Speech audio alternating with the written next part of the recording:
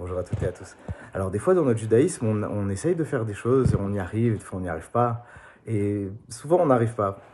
Et comment est-ce qu'on gère? Et quand c'est trop souvent qu'on n'arrive pas, alors ça crée des états de, voilà, on dit bon, bah, je vais faire autre chose. Pas intéressant finalement, qu'est-ce qu'on en a à faire de tout ce que je fais ou de ce que j'aimerais faire, etc. On se sent vraiment pas à sa place à l'intérieur de notre judaïsme.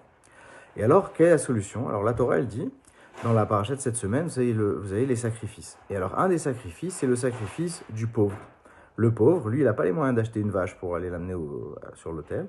Alors la Torah lui dit, tu vas prendre la farine, tu vas faire quelque chose et tu vas l'amener en sacrifice.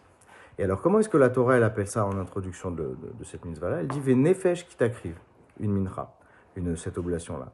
Donc, une âme qui amène ce sacrifice-là de farine. Alors, prends une âme. Alors, avant, quand on amenait une vache, on disait un homme qui amène, etc. Là, c'est une âme. Pourquoi?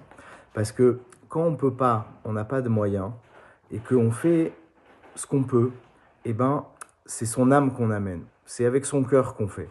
Et ça, c'est tout l'homme qui arrive. C'est pas juste une partie, voilà, j'ai pris un peu d'argent, j'ai acheté, ou beaucoup d'argent, j'ai acheté une vache, etc. C'est bien.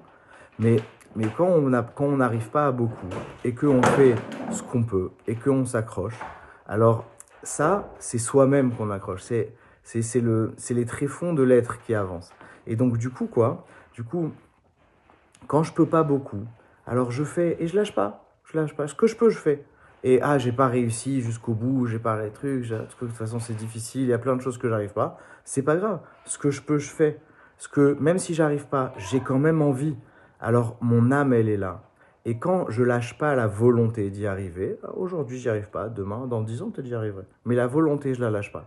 Alors ça c'est moi que j'amène. Il y a une dimension comme ça très forte que mon cœur, il se rapproche d'Hachem toujours, même quand ça se voit pas. Et alors à la question, qu'est-ce qui en a quelque chose à faire de mes efforts? Mais la réponse, elle est très simple.